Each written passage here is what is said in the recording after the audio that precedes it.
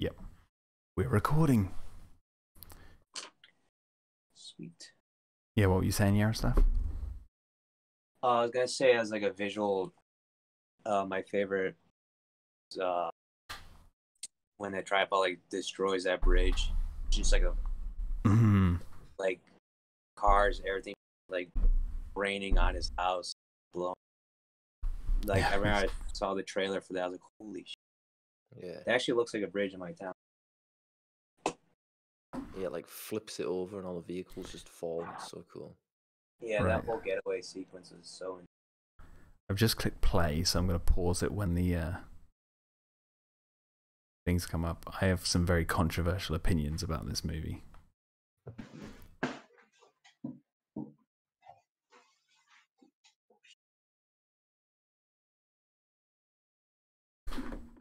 I've got some opinions that I need to walk through with you guys, is basically what I'm trying to say, because I don't know how I feel about what I'm about to say. It's a negative or positive? I don't know what it is, Yaroslav. We'll get there. We'll get there. It's a love-hate relationship with this movie. No. 100%. I am in love with this film.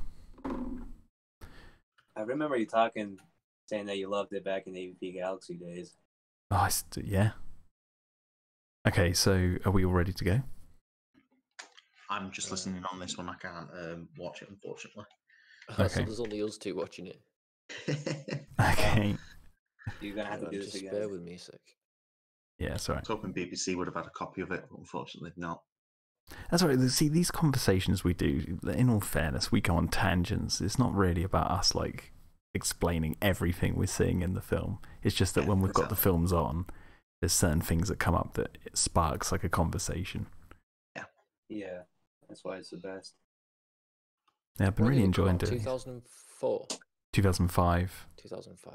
And funny enough, in June of 2005, on the same exact day, released 3 War of the Worlds films, including Spielberg's ones.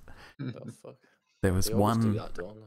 Well, there was one set in like in the time period of the actual original book, and then there was another one that was set like in modern times. It was like just basically a rip or Asylum trying to cash in on War of the Worlds. But I think the one that was set in the past in the book was a really cheap movie. But I don't think they. That's the one I was talking about. The Timothy Hines. Yeah, it's like production. I think they knew what was happening, but they knew Spielberg was doing it in the modern day, so they were like, well, let's do it different, let's go to the book era. I haven't seen know something funny? Yeah, go on. I remember in the promotional for that movie it said forget Spielberg's. Like it was like Oh, okay, like, yeah, no. okay, I retract my statement. That is ballsy. Right, yeah, I'm ready to go, mate. All right, here we go. 3, 2, 1, play.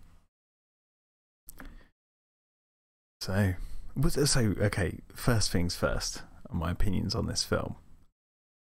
This isn't talked about amongst people enough as Spielberg's second 1993, because he did this, which is a film very much cut from the same cloth as Jurassic Park, and he did Munich at the same time. So it was like he was repeating his Jurassic Park Schindler's List year.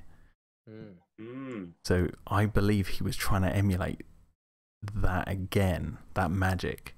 And the reason I think that is because this film is like he went, I'm going to take what I got right about Jurassic Park and apply it to this other book. So instead of Crichton, it's H.G. Wells. And in this film, instead of a T-Rex with its iconic roar, you've got these giant tripods with their iconic roar. And you have the whole raptor in the kitchen sequence in the basement towards the end. It's there's so much stuff in this film that like just reminds me of what he does, the elements and the methods he uses in Jurassic Park for this. And also, like, this is like the blockbuster film, isn't it? Compared to Munich. So yeah, no, that's true. But the reason I said I've got to walk through this opinion of mine, is because even though Jurassic Park is my favourite film, this might be my favourite Steven Spielberg film. And I don't know if that makes any sense. It's basically No, what I get that. I get that. I think. This is I don't know. There's just something. This film is probably my favorite film he's made, but then it doesn't make sense when I think he made Jurassic Park, which is like. Well, would it be because it's kind of like his last, like, great, like, thriller adventure? Yeah, and I think maybe because like when people say they watched Jurassic Park for the first time, it scared them as kids and all this sort of stuff, and they were really scared of it. Like, I've never really been felt scared of Jurassic Park even as a kid. And I never really truly understood that until I went to the 2011 one, and I was like, okay, I'm kind of getting hints of it. But when I saw this at the cinema, I was a teenager, and I was shitting myself. There was something about this film that just freaked me out. Yeah.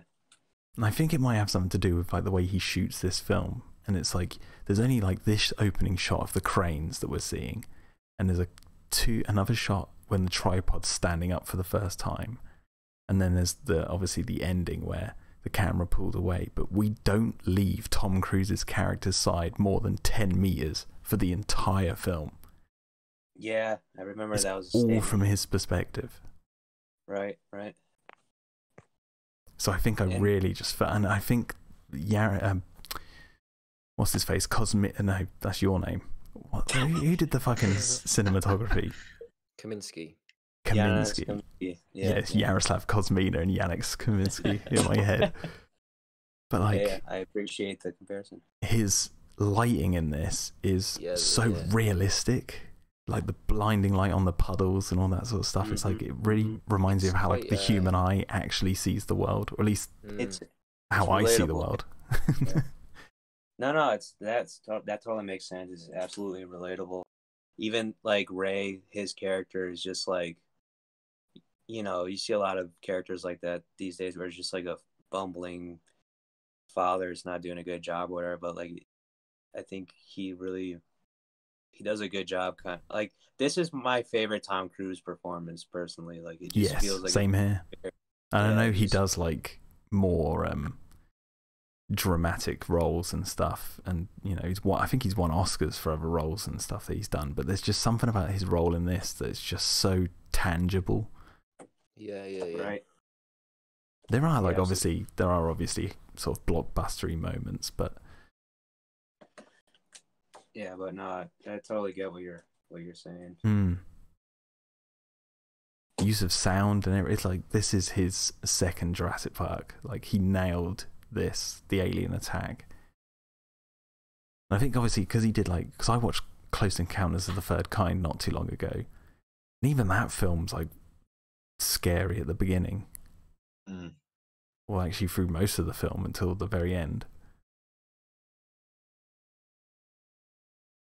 It must just be like a window to Spielberg's like imaginate, like, just, I don't know, his fears or something, like how he would imagine this kind of scenario. So it's like, it's also like this was very much impacted by 9/11.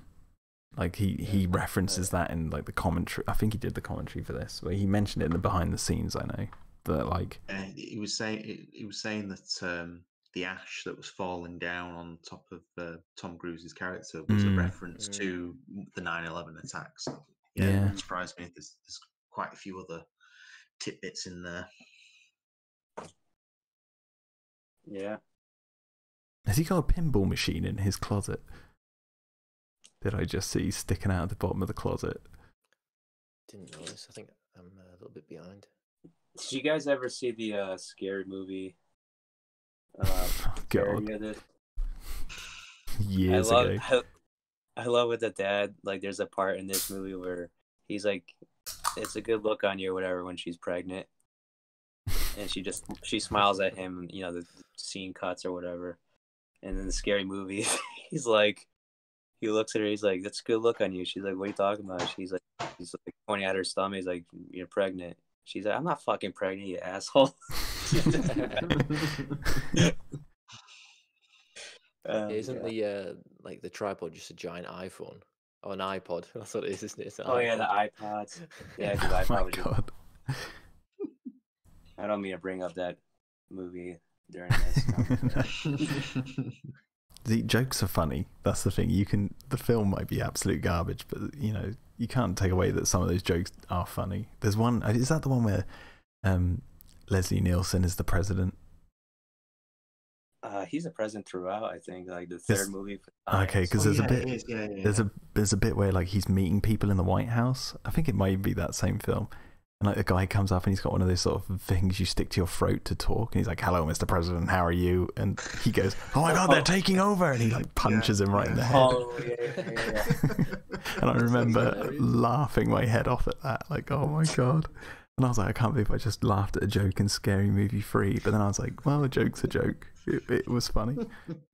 Give him that. Yeah, like Saw had I think they combined War of the Worlds, The Village, and Saw in the fourth movie. Yeah, and like Dr. Phil in the beginning has to like cut his foot off or whatever to take the ankle bracelet off, and he ends up cutting off the wrong foot. Dumbass. I remember this film also being the one that first introduced me to hummus. I didn't even know hummus existed until this film. Oh, the daughter eats it or something? Yeah, we're not at that bit yet. I just remembered that was coming up. She's such a Lex in the movie. I want to know what that film is where the train is hitting the car and it's like flipping over. There's like they're flicking through the channels on the TV. There's like a shot of this train hitting a car and it's like flipping. I'm like, what is that movie? I want to watch that. See, even that part kind of just made the characters more relatable because they were like, they had like SpongeBob on TV or whatever, and I'm like, oh shit, SpongeBob's my reality. Like, means it's possible. Now, I know a lot of people who don't like this film. From what I can tell, they say it's mainly all down to the son character. But I like him because I think he's fine, but the son. I can see why people don't like him. See, I like him because he looks so much like Tom Cruise. He just looks like his actual son. So it's like it's really well cast, and the way he acts. If you look at the way Tom Cruise is acting, the way he's dressed, he's just an older version of him.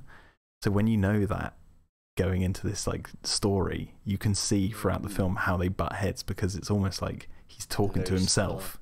Yeah. Boston versus New York. Yeah, exactly. And it's like that's why I like the son character. Some people I can kind of see why they find him annoying, but it's not meant to be. You're not meant to be focused on him. You're meant to be focused on Ray, because Ray is basically he's an extension of Ray's character more than actually a character in himself.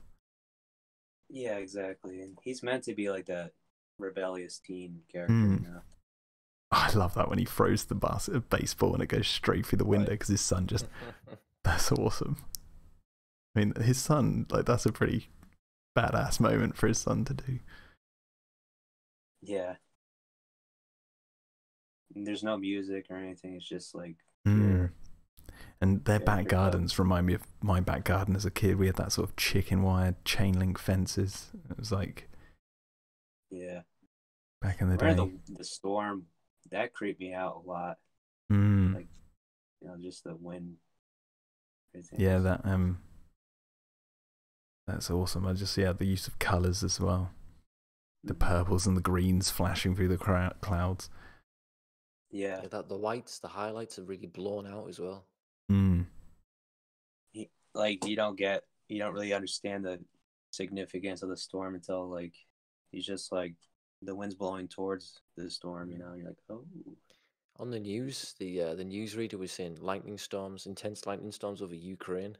Yeah. I think Spielberg, he's Ukrainian. I think that's part of the reason he does reference Ukraine quite a bit in his films. Because I think his mother is from Odessa. Ah, right. And the female in Indiana Jones, she's supposed to be from Ukraine. It's funny, Tom Cruise, his trope in all his films is he has to run. And he does some running in this film, I'll tell you that. My God. A career's worth of running in one film.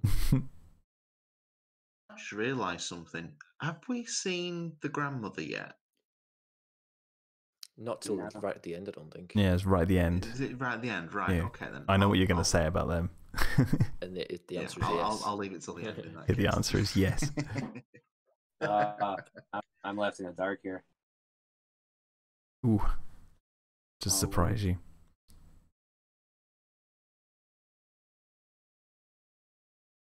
Also, John Williams is. Yeah, I've got the score for this on CD. I used to listen. So when I was a kid, my granddad and I used to go to this film club, and it was like you go make your own films. But I was the youngest person there. Everyone there was like over 60. It was really funny watching all these old people like learning editing and stuff. But like me and my granddad, he used to take me there, and we'd drive in the car, and we'd just listen to this War of the Worlds soundtrack. Just be like, Really? yeah, we loved it. He'd be like, oh, put on the other one That's again. a scary drive. Yeah, it was intense, but he loved it. Like, I was like, listen to this, granddad, it's great. It's funny. I was listening to the Alien versus or AVPR soundtrack with my uncle. My uncle has no idea scores, and it's just like this bombast, like just like horrific strings. And he's like, "What the fuck are you listening to?" His son takes the car out.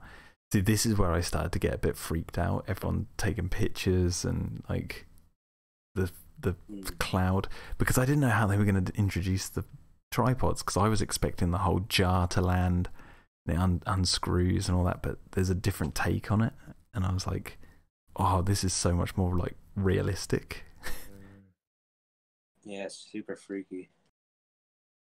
And still no music. Old.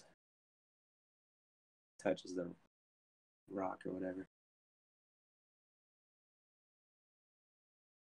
Let's see about subtitles. I had them on. It's like low angle shots as well, like when he's looking under this bridge. Mm-hmm. Yeah, it's all from like his perspective, isn't it? Like, as if you were there. Yeah, honestly, you don't leave. There's only like a few shots in the film where you actually like fully are really far away from his character. Whereas, like, if it was feel like a Roland Emmerich film, you'd be a wide shot of the sky. You'd see the storm clouds like. You'd go cut to the ground. president. Like, what's going on? Yeah. Whereas this is like, nah, it's like we're with this one guy, just an average Joe, and see what happens to this one guy. And the only like overtly cool thing he's going to do in the film is spit out some grenades. That's it. Right. Fire off one gun. Yeah, he doesn't really do anything else like action hero-ish. More he's just on the run. Yeah. That's why I like him in this film, because he plays like very. He doesn't know how to fight, he's just like fighting in the rain. More of like a throwing around, him getting his ass beat. You notice how the houses are like red, white, and blue? Like this patriotic movie. I think because of 9/11, Spielberg, there's a lot of like American flags and,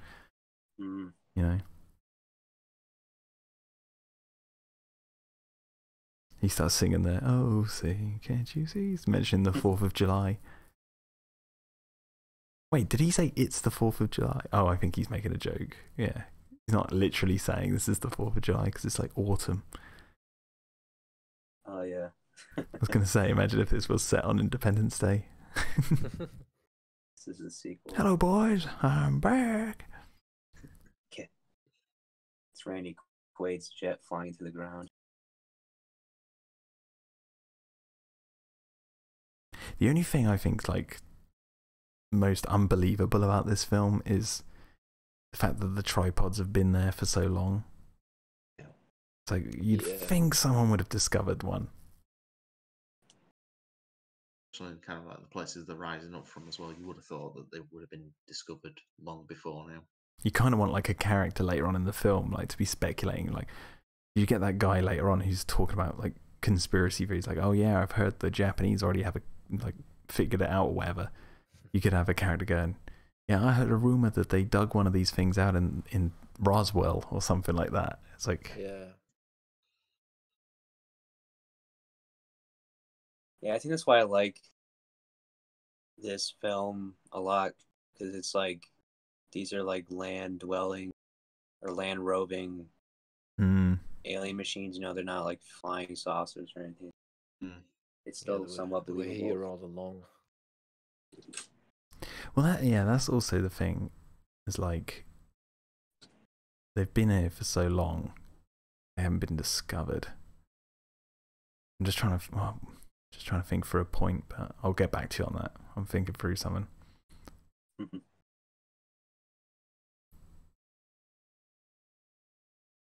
Like how everything stopped. His watch. That freaks me out more than anything. Like if the power all goes out, Jesus Christ.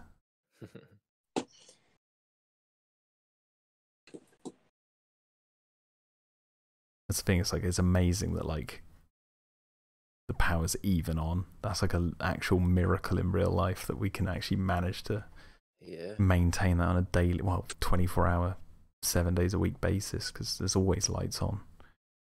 There's always stuff running. As soon as the power goes off, it doesn't take long for people to start freaking out. Yeah, exactly.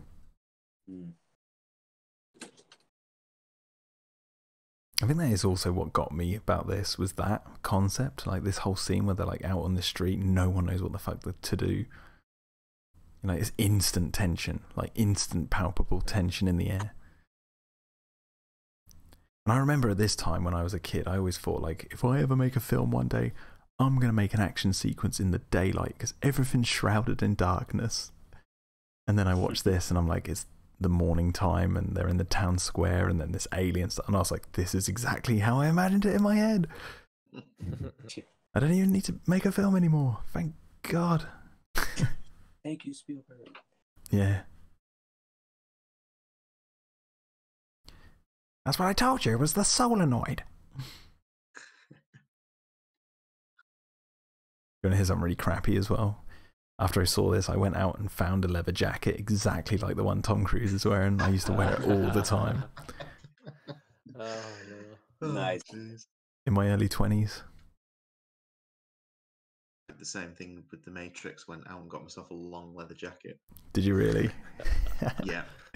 195 quid it cost me. It lasted me for about 10 years. Nice. Now, a lot of people complain about there's like some sort of mistake here where like the power's gone out, but there's a guy here with a working video camera. It's like, I guess he came in, I guess he must have been close, so I never thought about that. Yeah, that's one of the complaints I hear about, and I'm like, yeah, I kind of get that one. Yeah. It's like they just wanted a cool shot rather than something that makes sense. Classic Spielberg. Oh, I forgot Shia LaBeouf in this. Is he? No. No. I think he is. No, I don't remember Give me Shia a LaBeouf. second. I'll just have a look at the cast list. He's in some cameo. film. He's in Indiana Jones 4. That's not what you're thinking of? No, I'm sure it's something like this one. He's just like a kid in like a bit part and he runs up. It might not be this one. I think it's like a Puerto Rican kid or something. Yeah, we're seeing him now, but I'm sure Shia LaBeouf is in one of these sorts of films, if not this one. I think. Are you thinking of iRobot? Oh yes. That's what I'm thinking of. I forgot he was in that. God, I haven't watched that in years. Kid, isn't he? That is in the city. Yeah, he has an action sequence on like a motorbike, if I remember correctly. Oh, this the whole ground's cracking. See, like the way they animated the ground cracking, that's how I wish they did it for Godzilla when he first emerges. You know, because it's just like ripping like paper in that film. I remember this handheld shot of the crack going up the building, and you're seeing the police going, "Get back!" I remember when I was in the cinema, this was it. That was the moment. I was like, "Oh, I'm freaking out at this point." Yeah, they actually just got to me. It still does. I just remembered that this whole sequence, they shot that in New Haven, which is like 40 minutes from where I live, New Haven, Connecticut. He shot the last Indiana Jones there as well. I think he really likes New Haven. See, this is crazy because in the original book, the jar slowly unscrews. Yeah. And that's what happens to the ground here. It's like a giant jar lid because it all turns in a big circle. So I like that. I was like, that's a cool way of doing the jar lid. splits that church in half. It's like, oh my god, that's awesome. Was that meant to be the church, the one from the 53 film? Can't be, because they hide in a church at the end of that one, don't they? Yeah, they hide in the church then, but I can't remember what it looks like. I don't. Oh think man, it I'm looks gonna like have to the one look in that film. up. I'm gonna look that up. Yeah, it might be a reference. Can't remember if I've been on that street that they filmed there. Such a. Not finding anything with church in the trivia.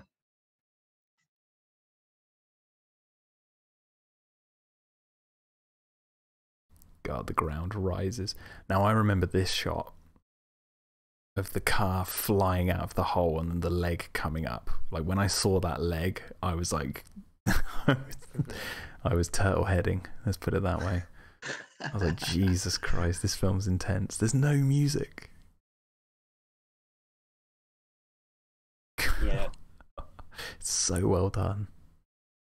Is that freaky shot when the ground rises and it falls again? It's like, yeah. Super weird. It's what also freaked me out about it was because the design of these tripods does look like something from the 1950s, and it was like, it was freaking me out, like that kind of old.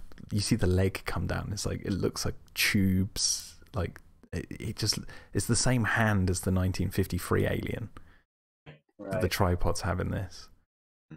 I just remember seeing that going, this is freaky. It's like something out of the past just entered our world. Yeah, I definitely get that.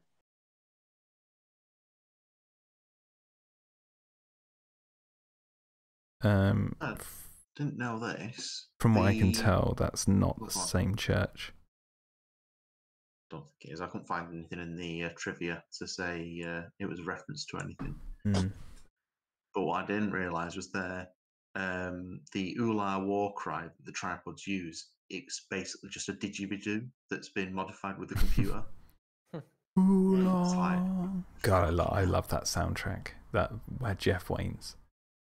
So here's a shot. Yeah, we're away from Tom Cruise here, where the tripod's standing up fully. It's like an overhead helicopter shot. Right. And then that shot of it, like this low shot of him running, and it's like in the background, just looking around. It's just so well done. And when it's charging its guns up, it's just slowly building up the tension. It's perfect. Are you a little bit ahead of me? I just skipped ahead of it. Oh, okay, because I'm at the bit where the guy goes, "Oh my god!" He's just dropped the camera on, man. So I'll just pause for a sec. It's because it was skipping a little bit, like lagging. So I skipped it ahead. Oh, okay. Yeah, I'm getting there. It's about to do the roar for the first time. It's so good. Yeah, that shot's fucking terrifying.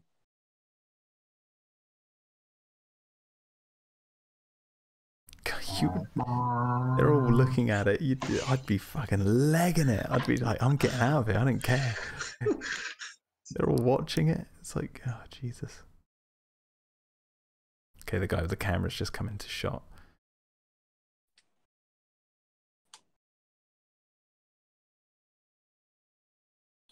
It's about to fire the first shot now, Siki. Now.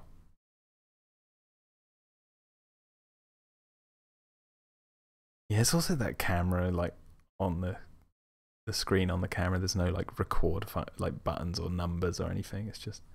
Yeah. Oh, this is just terrifying. Pop into dust. The music is insane.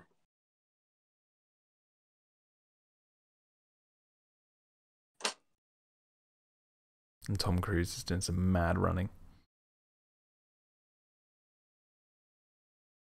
You genuinely, like, you really do, like, fear for his survival. Like, you know he will survive in the film, but, like, even this, and for me in this sequence, I, like, for a second thought he wasn't going to make it.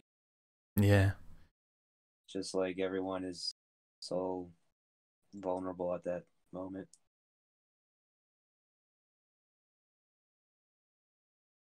It's just also like how spindly the tripod legs are. It's so hideous to look at. Like H.G. Wells was a genius. Yeah. Crazy if you think about it, like that thing goes right to work. Just starts up like, all right, clock's in for work. Yeah, exactly. But isn't it like what makes it scary is the fact that like at the end there's no answers. You're just like, okay, so they died because of the bacteria, but surely they must have known that going to a planet and they've got this high technology. So were they just on like a suicide run? Were they just there to just terraform as much as they could, and then someone else is going to turn up later on down the line? Yeah. But then again, I guess the terraforming doesn't work, does it? Because they all the plants die as well, the red weed. Independence Day resurgence, Jack. Yeah, I don't want to see a sequel to this. Imagine they're on the moon, like propping this fucking tower up. Tom Cruise is like Tom Cruise is pissing on their spaceship, and they will come out like angry. No, it's not related to this film, but did you know there was a sequel to the 53 original? No. Really? There was a TV series that was a sequel, a direct sequel, made in the 80s. And at the end of the film, they actually featured the original war machines. So the premise for this sequel is that the aliens didn't die from the bacteria, it put them into a suspended animation. And in the 80s, when they carted their bodies in these canisters that they were being contained in, were reanimated. So what they then started to do was the aliens hid inside people's bodies. And each episode, it was basically a who's who of alien corpses and stuff. It was a very, very weird sequel idea for it. But it was nice to see that they actually tied it to the original 53 film. But it's just very bad, very bizarre. I didn't know that. What was it called? War of the Worlds 2? I can't remember now. I'll just do a quick check for it. It was definitely like War of the Worlds reanimated or some shit like that. It's a really crap sequel idea. The Battle of the Worlds. I know that's like a downgrade, isn't it? God, this is just, it hasn't ended. We're still in this Battlefield Earth scene. They're now heading towards this car because he's like in hopes that the solenoid was right. He doesn't even know if this car's going to work. Yeah, that's the gamble. Like that. I love that. I love that shot when he's like frantically, like looking for like his revolver. You know, it's just like feels so like intense and real. You know, like it's like fuck. Like, the guy's like, it's exactly that. I had to change the solenoid. Like he doesn't give a shit. There's people running around screaming. Yeah. Come on, get out of the car, Ray. So that sequel was just War of the Worlds, and it ran from 1988 to 1990. Wow. Interesting. What is with this guy? Like, he does not give a crap that people are running around screaming, and like he's desperate to get this car fixed and back to the person who owned it. He's just like a tough New Jersey kind of guy, isn't he, or whatever? Yeah. Maybe he's like visually blocking out because he can't accept what's going on. The tree's on fire. He's not even paying attention. Get out of the car, Ray. Get out of the car. Yeah, that guy's stupid. It's my favorite shot here. Yeah, we're coming up. Is it the terrorists? God, that bridge just gets absolutely decimated. The sound and everything. I remember Spielberg, like, I think they thought of doing that shot on the fly. Like, him and Kathleen Kennedy were standing there. He's like, yeah, it's a bridge as their exit. And you're like, all right. They're now going to do that one long camera shot on the road now. I love that. That's crazy. Feels like Speed. Like, din, din, din, din, din, din. You just hear that playing. It's funny, when I was a kid, whenever I used to play like with my micro machines and do like car chases, that was always the music I'd play, like sing to myself while I'm doing it. Like a Speed soundtrack. Yeah. He did a fucking awesome job of the sequel, the score, but the movie was trash. What, Speed 2? Cruise Control, yeah. It wasn't even Keanu Reeves, it was whatever his name is, I don't know. He went on to do Matrix or something. this machine. It crawled out of the ground, started torching everything, killing everyone. No, Bobby, not like Europe.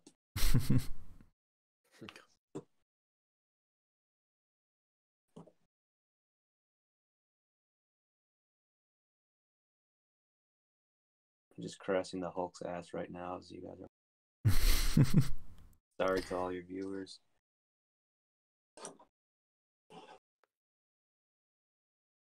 This is just such a done alien attack movie. This might be my favorite alien attack movie on Earth. It's so real.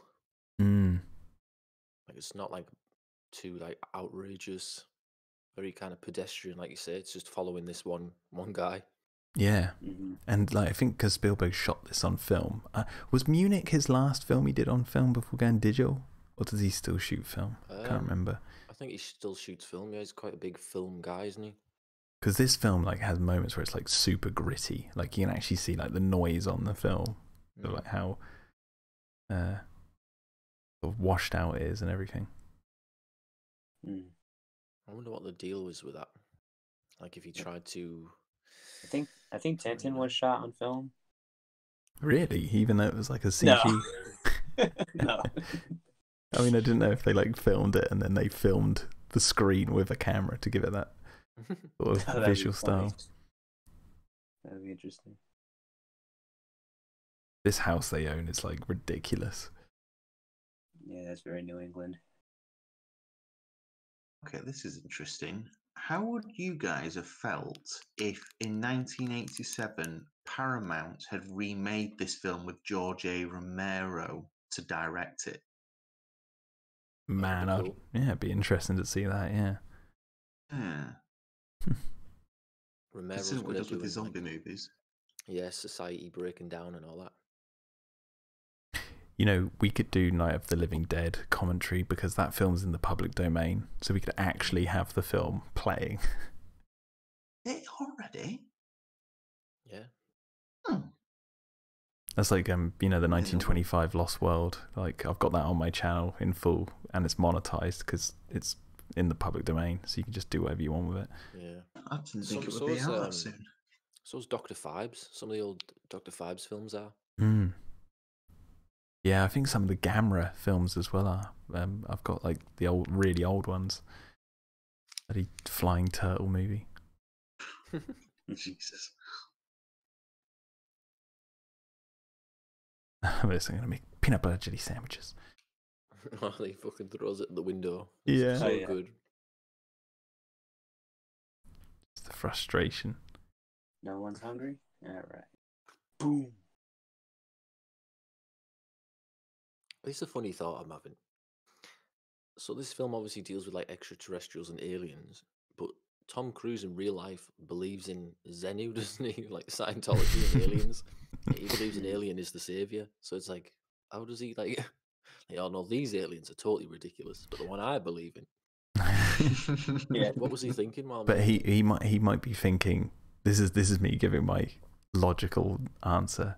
Maybe he sees the alien attack on humanity in this film as a weird kind of savior because it brings this family together. It's more through the heinous acts of these aliens, this character's saved. He believes Scientologists believe that they are the ones that have this power to fix all problems, don't they? So you'd be like, look at me running around, I'm saving the kids. Yeah. So it's mental. Imagine him running through this whole film with that big medal around his neck. He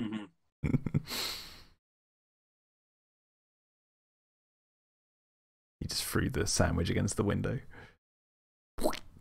The way it just slides down slowly.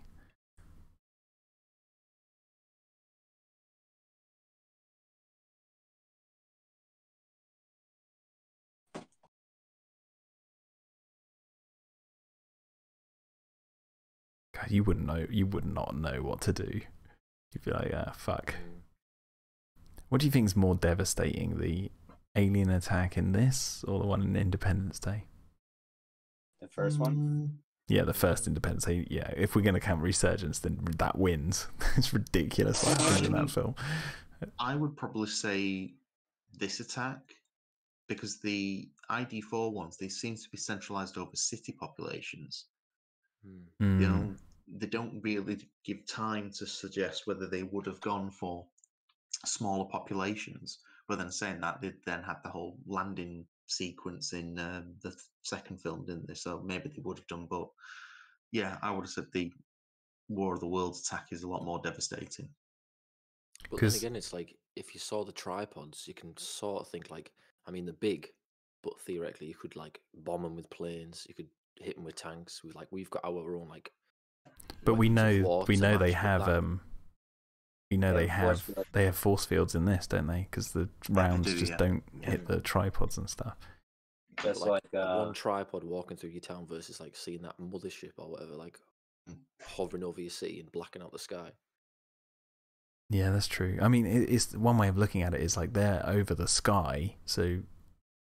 But in this, they're on the ground, running around. You don't know how many tripods are out there.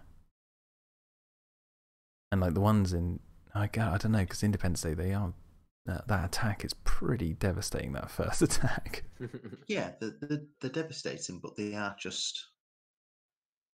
It's interesting because we also don't get like cityscapes, because it's like how fast that goes. Yeah, go on. There is this shot coming up in the scene coming up where they meet the news people, and they have that shot of the tripods just walking through the city, just blasting everything in sight. So yeah, it's an interesting. I don't know, because we only also get Tom Cruise's perspective really, so we don't get the world's view. Yeah. But in like blooming Independence Day, we know they're attacking everything. So this purple lightning, this is another lightning strike of one coming down into the thing. No, I see. I always saw this as a scene where there's a tripod out there. See, shooting a plane down or something. But then, well, I was thinking the plane just happened to be passing in the area and it lost power. Oh, maybe, yeah. Although you can kind of hear its engines like revving, I suppose. Well, I mean, that's because the plane has crashed on the ground. The engine's like probably out there blowing up. Yeah, that's the other thing too. I guess if you're gonna weigh against the Independence Day invasions, like they didn't really they didn't down planes with a pulse or anything.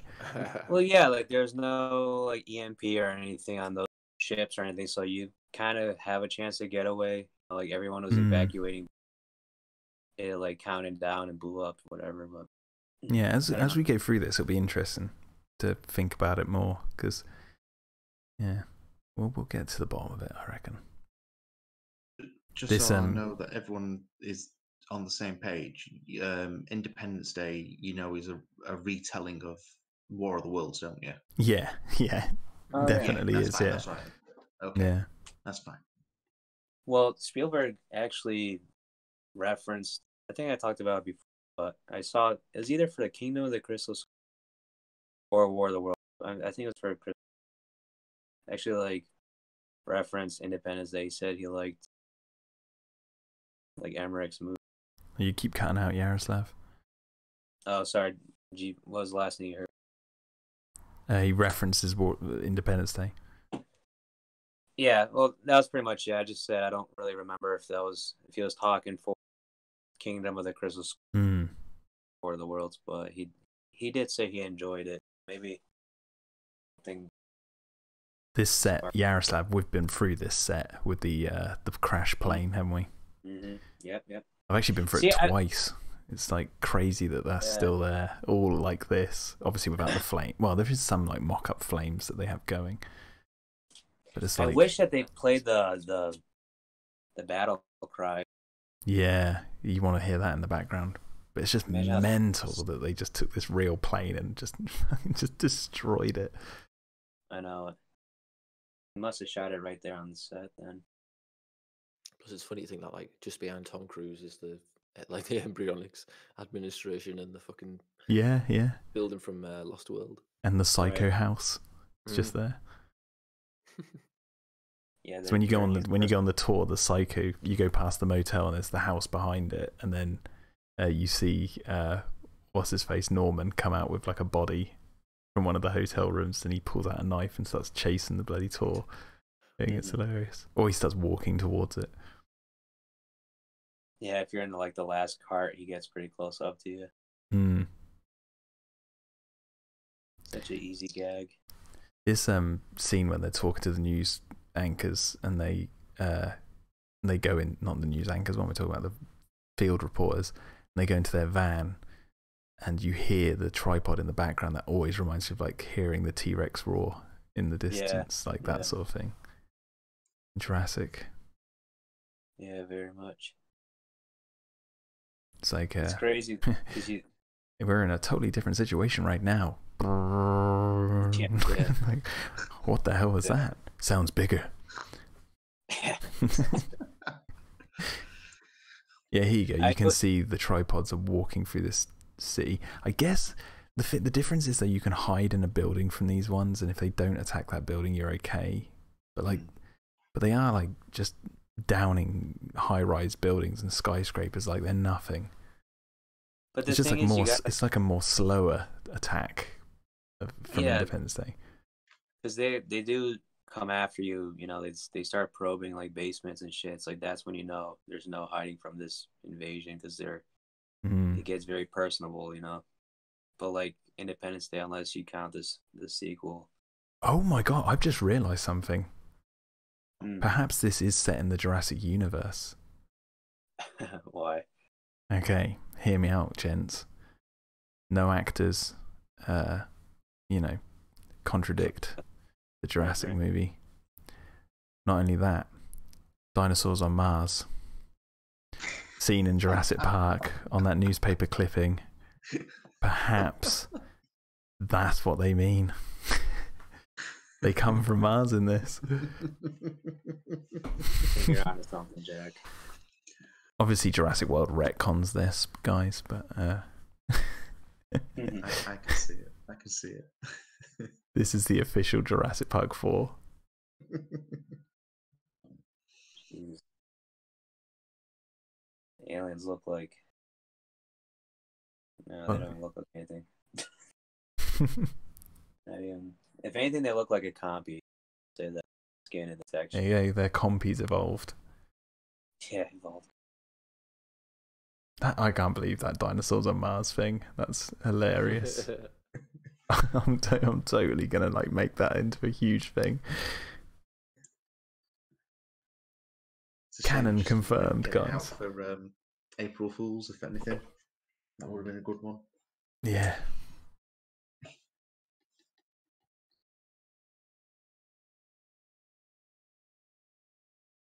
It's also so the original book is set in England, and I always got this feeling from this film that Spielberg shot in very British-looking estates, like this sort of areas. It's like the whole countryside. Yeah, there's no mountains. It's all like sort of flat-ish. Would you say even like the lighting and everything? There's just like a lot of, the fact that it's set in autumn and it's rainy. It's like it's quite overcast. Yeah. Interesting ways to homage the source material. Well, yeah, that's the thing. It's like obviously he is homaging it like throughout the entire film, but it's like it's done in a modern sort of way. New England, that's the word. That's what I was looking for. It's like New England, which funny. Well, enough, that's it too. Yeah, I mean, exactly. England. Like, look at this. We're looking at this farmland, and they're pulling up so she can have a piss, and it's like, just looks like it's in the UK. I wish Spielberg would go on record just explaining all this. You know, like I feel like he doesn't do enough like juicy. Well, no, that's why it works, because he basically leaves it up for us to all discover this stuff. Yeah, no, that's true. It's like, you know, the whole like the female end of the seatbelts in the helicopter in Jurassic Park. Like that whole thing was just discovered because someone pointed it out, and then it just spread from there. But Spielberg had no hand in telling anyone about it. Yeah, I kind of wish now they bring that up, I wish that they did more of that. Now you get directors on Twitter like going, yes, we referenced this, we homaged this, we did this. Hey, I'm guilty of it. I've done it for what we've written and stuff. Like I said, the bloody the hill, we mentioned it in the last commentary. The hill, we're like, yeah, we put the hill in there. It's like, maybe we should shut up about that and just let people like discover it.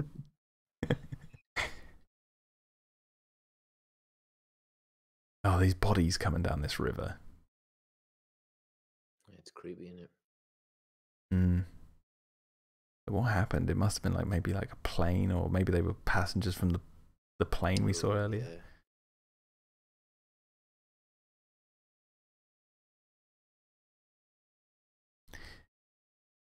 Now the army in this film, I know the military actually like lended loads of tanks and stuff to Spielberg and like wanted to be represented in this film a lot. And I think they're all real armed forces in this, aside from one actor.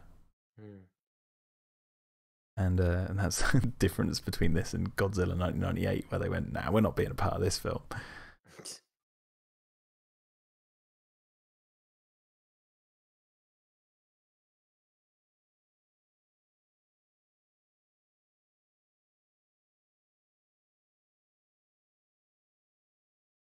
I love this argument between him and Robbie. We get back at them. He's like, let's not get your 8-year-old sister joining the army. Should be like the newt of the new series. Affirmative. Wasn't the kid who played the son, wasn't he Goku or something in the Dragon Ball movie? That really bad Dragon Ball film. Yeah. It's like the worst film ever made. Oh, that'd be so sad, because imagine if he was like a big fan. He's like, oh, I get to play Goku. Oh my god, this is going to be great. And he gets on set and he's like, oh, shit.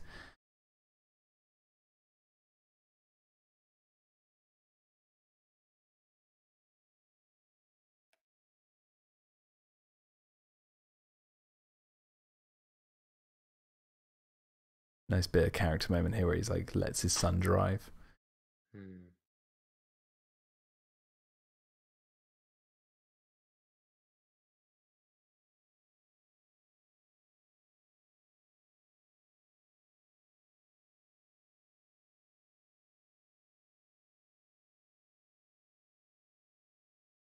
Well, the world might be ending, but at least they've got toilet roll.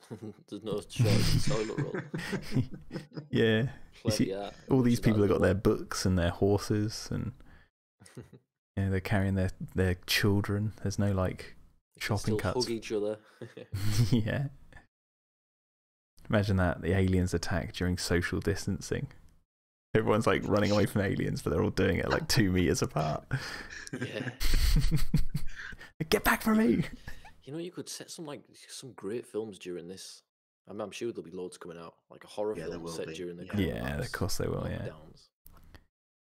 Everyone's in the. You know, there's a film coming out called Corona. I think that's Corona. I think there's already one. It's a short film, but it's set in like a lift. Really? And like during the coronavirus lockdown, then they're all 5 people trapped in a lift and someone coughs. That's like really? Yeah, but it's quite like socially like they're all raised. You'll see Spielberg. He'll do like he'll do the Andromeda strain. He'll adapt Crichton's Andromeda strain and then change it. See, I think it'd be more interesting to have the virus as the backdrop to another drama film, or like a crime film. Oh, they could try to commit a bank robbery during the lockdown. Yeah, there's gonna be like a biopic of somebody. There'll be a biopic of somebody in the coronavirus, like spy game. Yeah, you know who it'll be? It'll be Trump when they finally do the Trump biopic. He's like, I'm so excited to see. Well, he's noted as a big germaphobe, isn't he? Like, he's a huge germaphobe, and while he's president, this happens. His number one nightmare. That's why he's like trying to bypass and just get rid of the whole quarantine already. This scene here, we got all the people rocking the car and they're smashing the window open to get the car. It's like, this is freaking intense. Turn to fucking animals. That guy who looks like fucking Candyman is clawing the window open. Yeah. You said my name 5 times, bitch. While the alien attack's going on, while coronavirus, Tom Cruise has Candyman on his ass as well. Just fucking punches the Candyman. Get away from my car. The guy like ripping the glass with his hands. Yeah, Tony Todd, that's who I mean. I think I'm ahead of you now, Sicky, so I'm gonna pause. They like pile in the car while she's still in it, right? Like that's like Yeah, Sicky, let me know when you get to the bit where the guy's about to sit in the driver's seat. She's in the car. I like that reveal when the guy's he pulls the gun to Ray, but you don't see Cameron just kind of side goes around. It's interesting that there's like a shot of like the women like stood back like trying to stop it. Yeah. Just interesting. There's a lot of shots as well of like Tom Cruise looking through like a circle. Like there's a broken glass. It happens like 5 or 6 times in this film. You know, when Bobby throws the baseball through the window, there's this shot of Tom Cruise looking through that, and then Riz just fired the gun for me. I don't know if you. Yeah. I'm on that. We're synced up perfectly. He's pulling Robbie up now. The shot of Malcolm looking through the hole. Yeah. The shark. I wonder what it could represent, like. Yeah. Planet or something like a sphere, globe. Because they do it with the globe at the beginning, don't they? With the droplet of water. Yeah.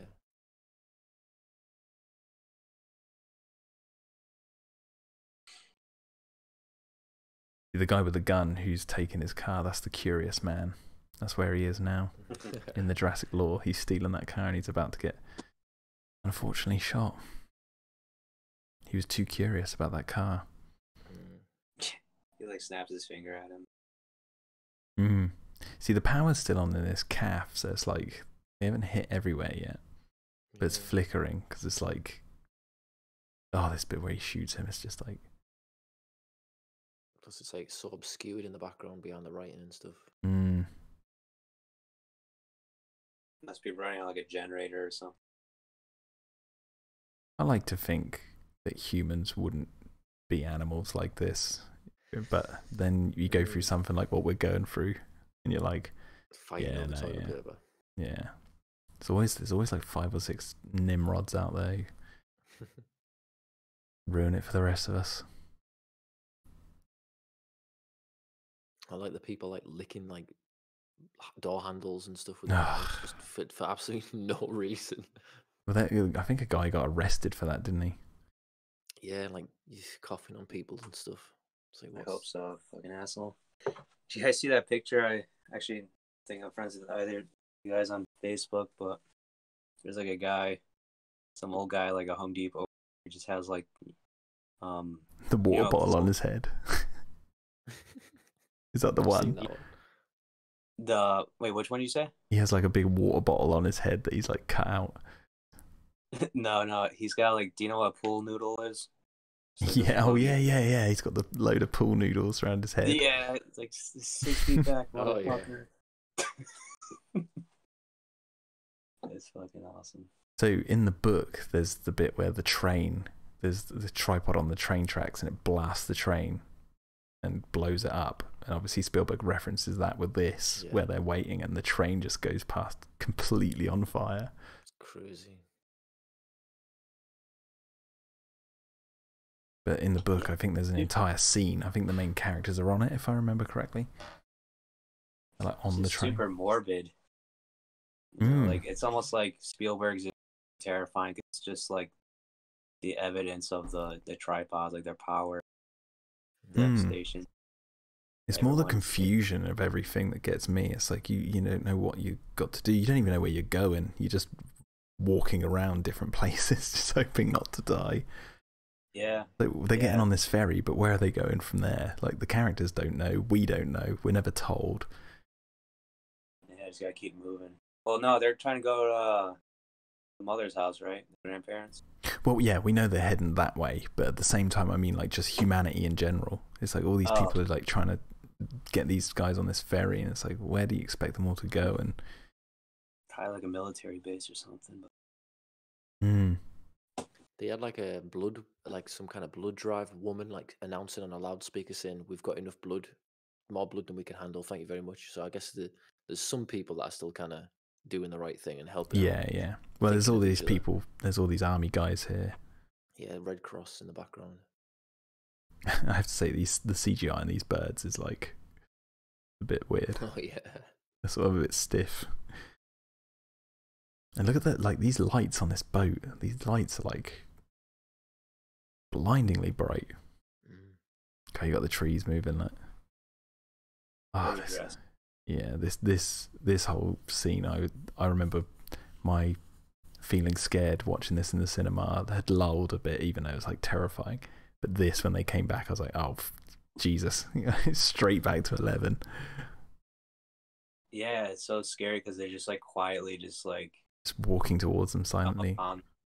Yeah, and everyone's just like reaction is just like not what you expect. It's just like everyone knows what it is, you know. Just kind of fucking dumbfounded that they found. Oh, that shot of the tripod standing on the hill with the boat in the foreground is like such a cool shot. So creepy. Terrifying. So, I mean, Spielberg, I think he said in interviews how like he'd done 2 films about friendly aliens, and now he wanted to do the evil aliens. Oh, yeah. And boy, did he nail it! Like he's just like, yeah, I can do that. They get the searchlights on him. The snow, it's a good touch. Yeah, because in the original book, he's trying to get to London, isn't he, or something? Yeah, that's right. And there's like the whole, he meets that guy who's gone crazy and he wants to build a city under the ground to then rise up and take the aliens and do this like the same to them. Yeah. And that's what happens in this film with Tim Robbins. Yeah. Oh, Tim Robbins is so good in that. But in go on. Oh no, I was just gonna say I just love when Tom Cruise realizes he's a fucking that he's a maniac, and there's just like that zoom in shot on his face. He's like, oh. Yeah. He's like in a dangerous situation. Out of the frying pan and into the fire, as some would say. Yeah, exactly. It's like in the original book, it's more grand. It's like this guy, like he's actually got like a group of people who are all agreeing with him that they should do that. Whereas in this, it makes it more like personal. It's just one guy in there in the basement, like trapped with him. And that Timothy Hines low budget film that came out beside this film, I think it's like a priest or somebody. He's just like he's the most annoying character in that movie. Like just crying all the time.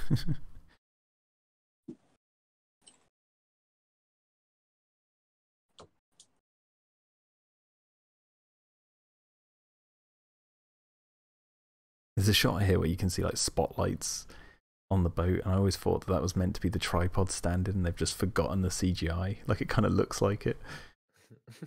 Oh, really? These lights on these tall poles, but they haven't done anything to them. When you realize they can go underwater, that's yeah.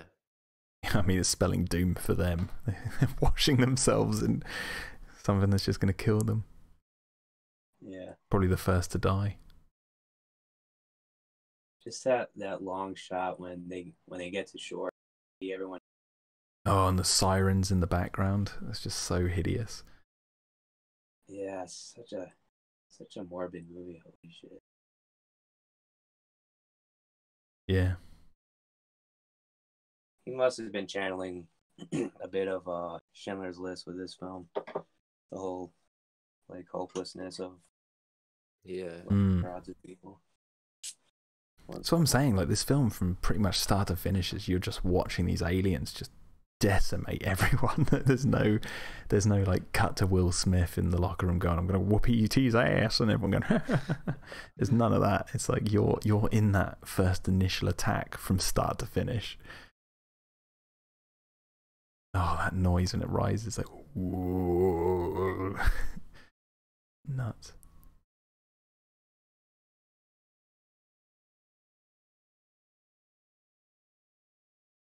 These like kaiju-sized bloody tripods. Yeah, I believe that was all a miniature too. Like they built a pretty big. Yeah, the boat. Yeah, a lot of practical stuff in this. Yeah, that's probably where, like, Spielberg still, like, one of his last films that he kind of use like old school techniques, Mm. which is a shame. But I mean, at least Colin Trevorrow, he's kind of harkening back to that with Jurassic Yeah. World using miniatures and such. I think the Alien franchise still does it as well. Like Yeah. Prometheus and Covenant used stuff like that. I mean, the set in Prometheus, Jesus Christ, with the head, like that's just, if you've ever watched the making of that, that set was probably, I don't know if it's been beat as the biggest set ever made at the time. Ridiculous. Yeah, it was super long. Like all the corridors of the pyramid and everything that you see in that film, like are all life size and they all connect to one another. So when you go into this set, it was, you know, like what he did for the original film with the Nostromo set being like one all set. Connected. He did that for the pyramid in Prometheus, and it was massive. And you could just go in there and walk around, and just an airplane hangar or something. Well, they had to extend the James Bond stage at Pinewood by like 500 meters or something ridiculous to like build it. Yeah, I remember for Batman Begins, they like rented an entire cargo hangar, and they built like that whole slummy the Gotham. So literally like 5 blocks that they built is insane. I want to know what like the tripods, or like how they pick and choose people, because like we just had a shot of them all like attacking people on the hill. That's what I'm looking at right now. You can even see a lightning bolt going off in the background, so there's another one landing. It's like, so scary. It's like, but they're like shooting loads of people, but then they're picking some out, like of the river. So it's like, I wonder why they're picking and choosing people. So yeah, it's weird, isn't it? Like, what's the criteria for getting picked? Wouldn't it be creepy if it was like blood type? Yeah, like or like they could sense or something. Yeah, they could sense who's got an underlying illness that they don't know about and shit. Zapping everyone. I always thought it was just kind of like taking at random, really, because there's an abundance of us. It's not like they can be too picky. But yeah, it might be something to do with like a medical condition or a particular blood type, maybe. God, that would be creepy if there was like a line of dialogue. Like, oh, and then like Tom Cruise looks at his daughter and he's like, oh shit. Like, yeah, like they're choosing. If it was the one blood type, it was like the rarest one. There was a shot a few minutes ago where they were in the forest watching them on the hill, and like the lighting was like all these pink, blues, and greens, and it was like that. Those are the colors from the '53 film. So I always feel like that's Spielberg again homaging that film to be like using that color palette. Yeah. Have you got Robbie now trying to run towards the hill, Sicky? Yeah, they're just walking up the hill now. Got the jets going over, and he's like, "Get back here!"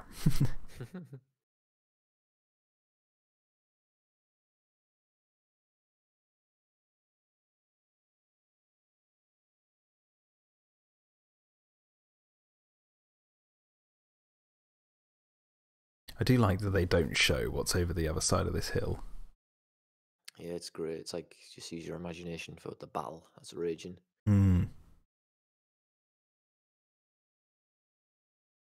Again, that's because you're not leaving Tom Cruise's side. Yeah, if he doesn't see, we don't see.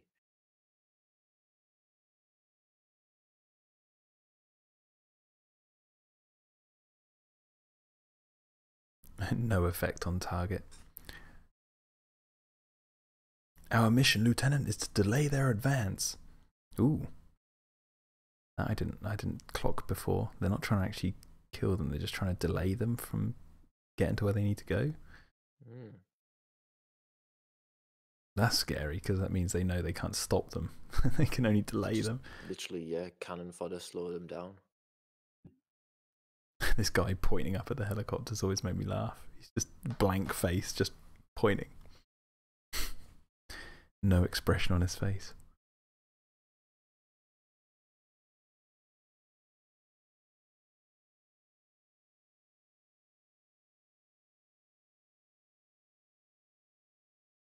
Oh yeah, I just saw that guy. God, why am I so far back again? Yeah, that's right, I'll pause.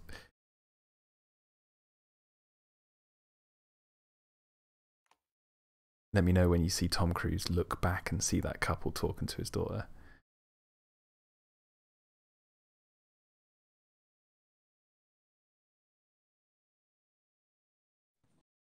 I believe in Scary Movie that was like Michael.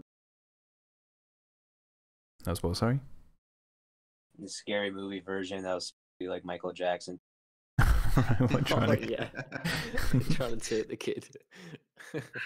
Jesus, he's just looked back there. Yeah, cool. All right, click play.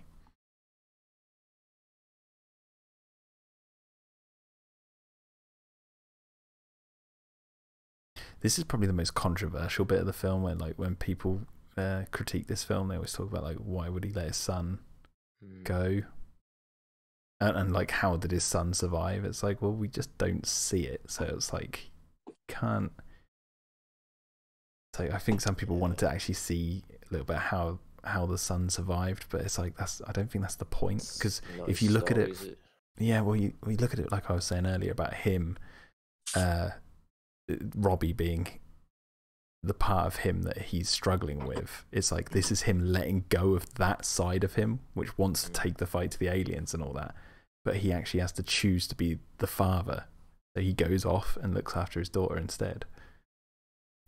That's the way I've always seen it. Thematically, that's how I've always read it. It's like he's letting go of his past self, his immature self, but at that what cost, and his cost is his son, or so he thinks.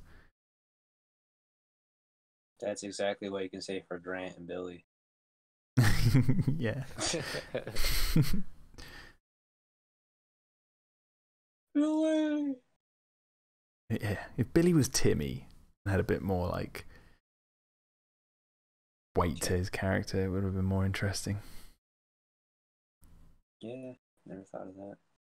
Like, he knows the Raptors, but like maybe he's obsessed with actually wanting to see him again, and Grant's like, no, it's false memory, you shouldn't go back, you were terrified, and he's like, no, but I can't stop thinking about him, and all this sort of stuff.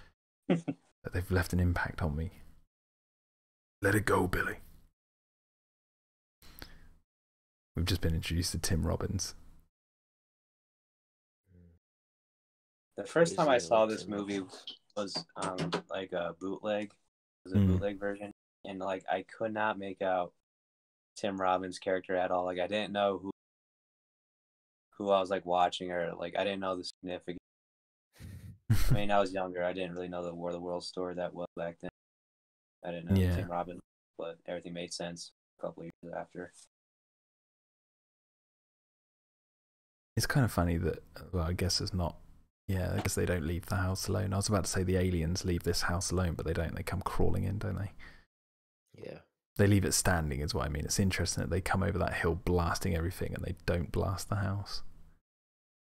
The house from Twister.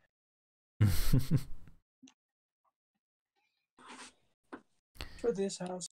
So he used to be a sheriff then, this Tim Robbins character, because he's got a police badge on. Was he really a sheriff? Oh, I don't know if he's sheriff, but yeah. Nicked it off someone. Mm-hmm. I thought he was like an EMT or something. Well, he just made a point of showing the badge. Oh, okay. I guess he's like some sort of law enforcement. I'm the sheriff around these parts. Around his basement. He's like, you should go visit the saloon sometime. And Tom Cruise goes through into this other room, and Tim Robbins is in there. Like, he's the bartender. Yeah, he's got like a little moustache. He's got a little thing around his arm. And he's like wiping a glass with a cloth. And he's like, what can I do you for? And then Tom Cruise looks over because there's someone playing a piano. And he looks over and Tim Robbins is playing the piano. When he looks back at the bar, he sees him run into place really quickly. He's like, right, yeah. Oh, God. He looks up on stage and he's in like a little cabaret girl outfit. Yeah, I was gonna say. Can. Yeah. Plays everyone in the whole town. You just see Tom Cruise run outside and just get zapped by the aliens. He's just like, I can't take it.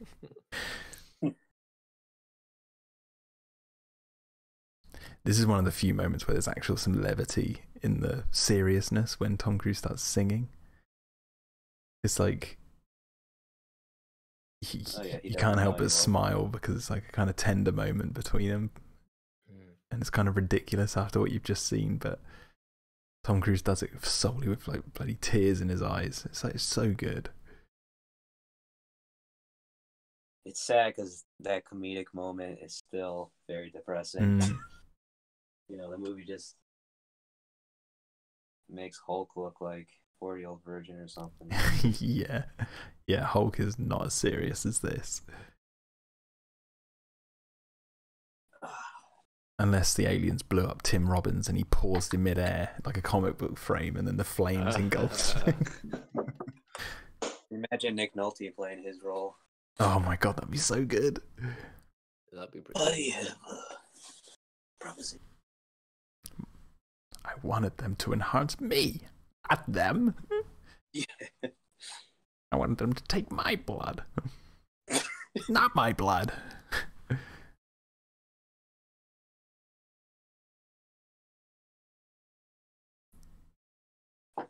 And indeed you shall die.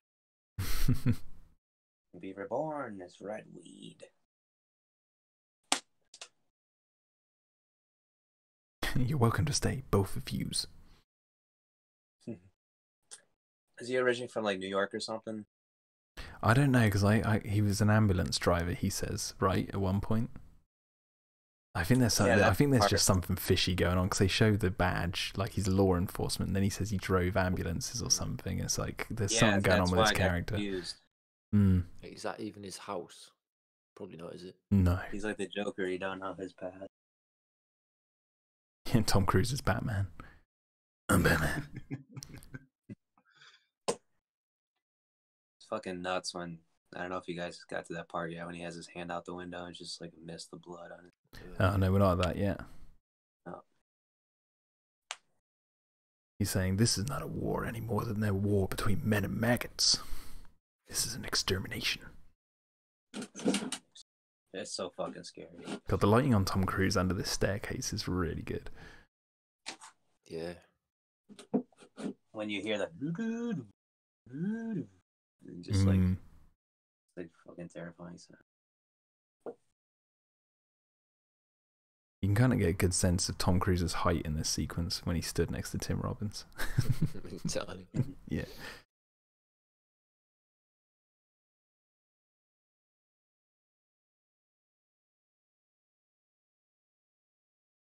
He says, like, yeah, the ones who make it rare, the ones who don't flatline before the hospital, it's the ones that keep their eyes open.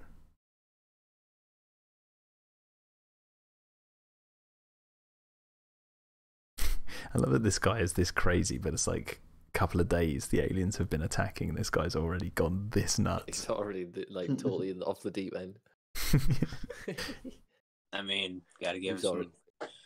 Well, that's what I like about not knowing too much about his past, because it's like he could have been someone on the run who'd done a crime for like something, and he's been hiding in this basement for ages, and then the aliens attack, and he's just like, "Well, this is a stroke of luck." Yeah, he probably killed the house owners. Yeah, is that even his wedding ring around his neck? His wife's wedding ring. People just take advantage of the situation, don't they?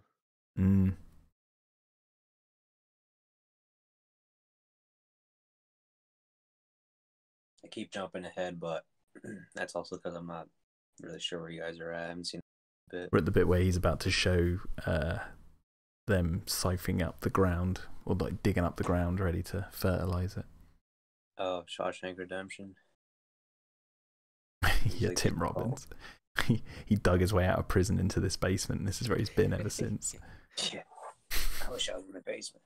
I mean, Morgan Freeman does voice the narration on this film, so maybe it is. True. It's Jurassic Park 4 and it's the Shawshank Redemption 2. Did he say something about Osaka then? Yeah, that the Japanese worked out how to kill him. Oh, yeah.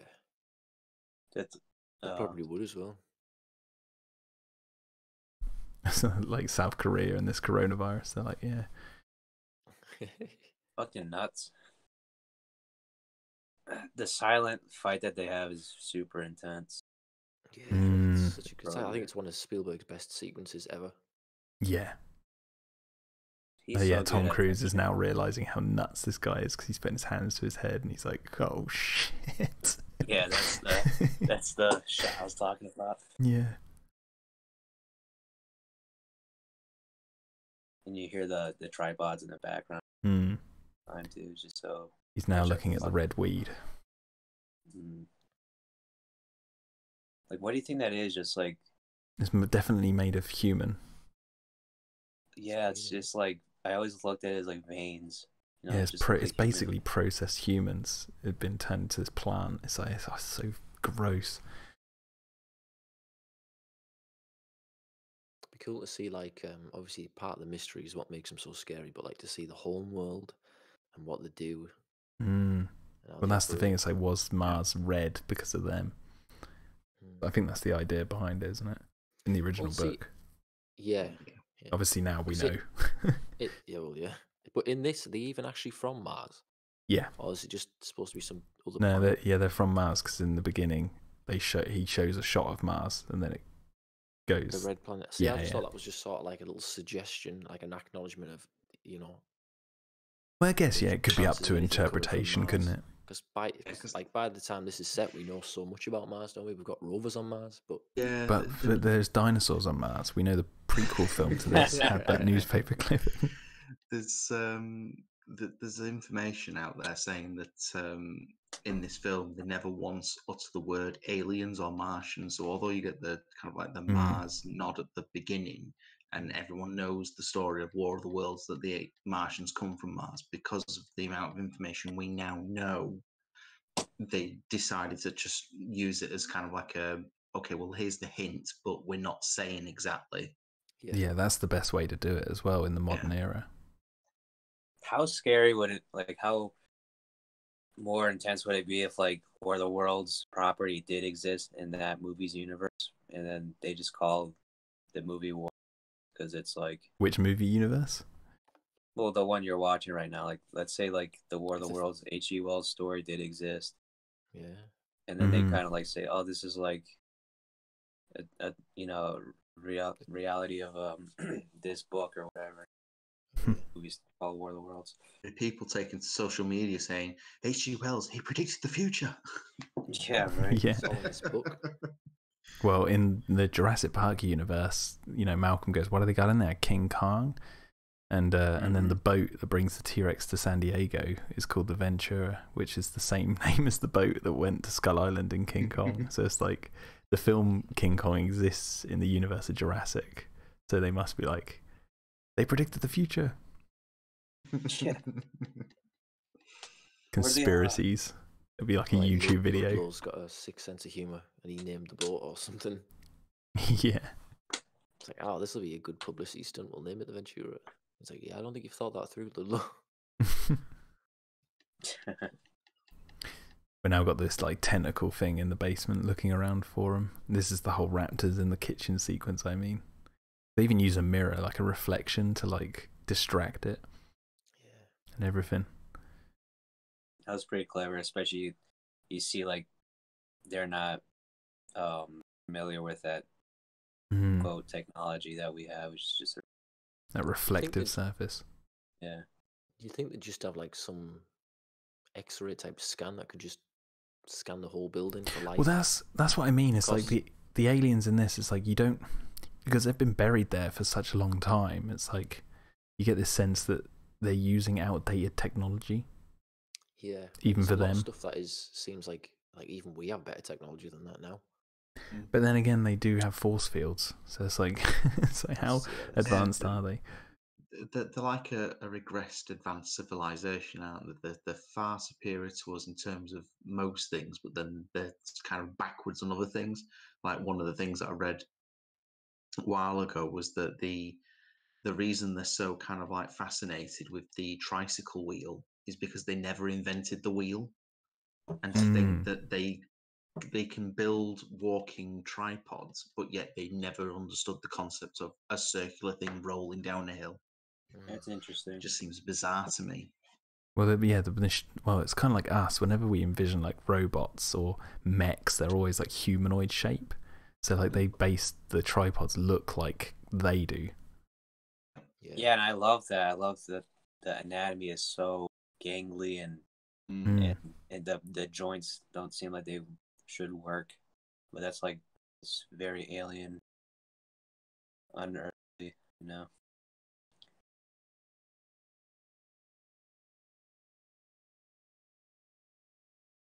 You got the foot coming out and the tentacles about to go around the mirror and see that no one's there. That's like Timmy with the bloody ladle. That's what I'm saying. He's like, I'm going to repeat these motifs and I'm going to make Munich as well, and this will be 1993 all over again. And then no one cared. It's like, oh, damn. Sorry, Spielberg.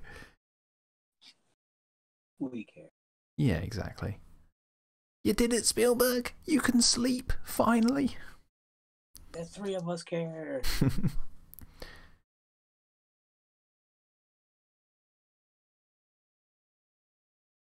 It's interesting they scan the basement so then they can send themselves in, like scoping for danger.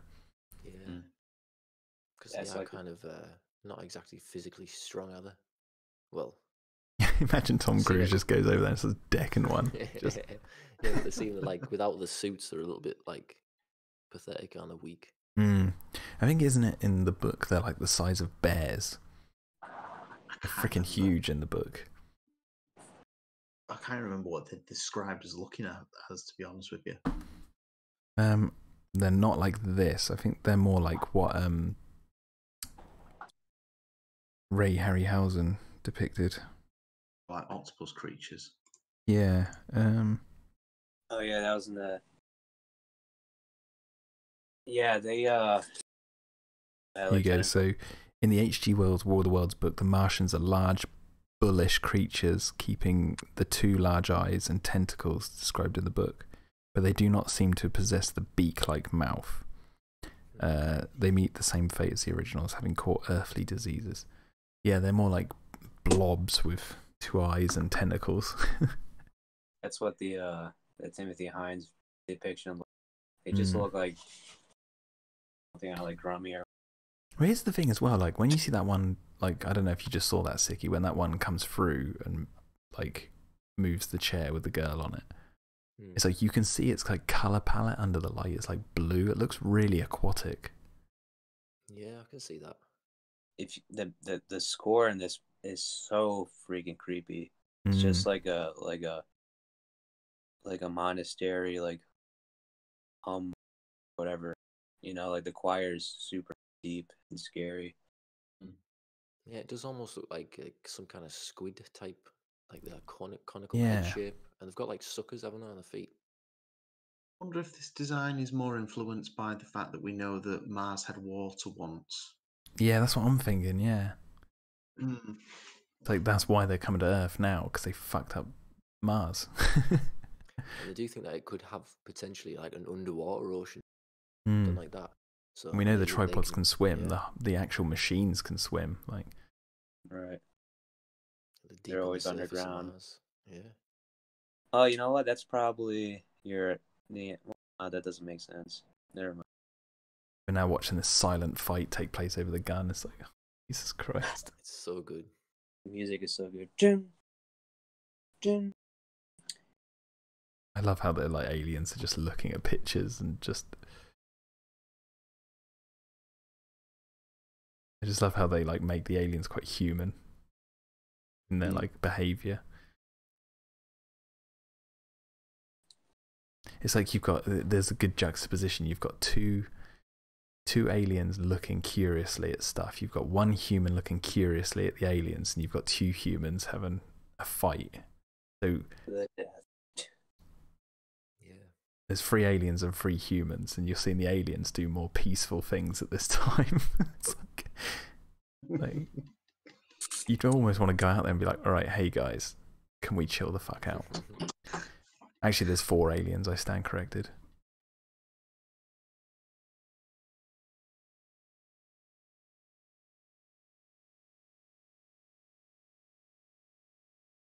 You and me, I don't think we're on the same page. They've got like 2 little queen alien arms, haven't they? Xenomorph arms out the chest.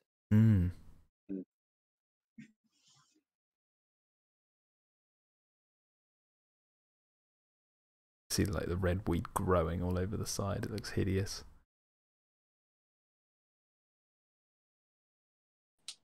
It's rude, Jack. They worked really hard.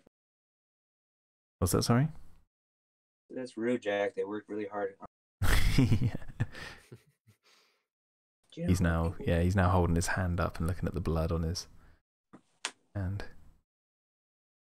Ray.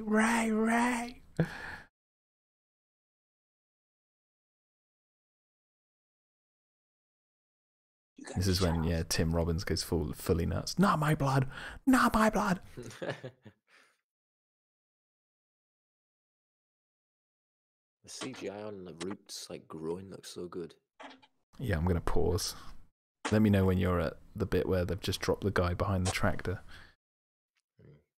It is kind of funny that like Tom Cruise looks out the window and they specifically hold this one guy down to do this thing to him. It's like you'd want to see like maybe 5 or 6 or like a load of them being put down. And I know that's more morbid. Just one guy, it seems a bit like counterproductive. It's probably just because they're very scarce on population in that area. Maybe, yeah. But they do carry them with. Yeah, that's weird because they do bring them in baskets. Their methods are. Yeah, it's more for show, this bit, I think, just to be like, this is what they're doing. So, but one guy is what throws me off a little bit. I'm like, yeah, he's just dropped him on the ground now. All right. It's like a big straw, isn't it? They've got like hieroglyphics on the side of their tripods. Yeah. It's freaky.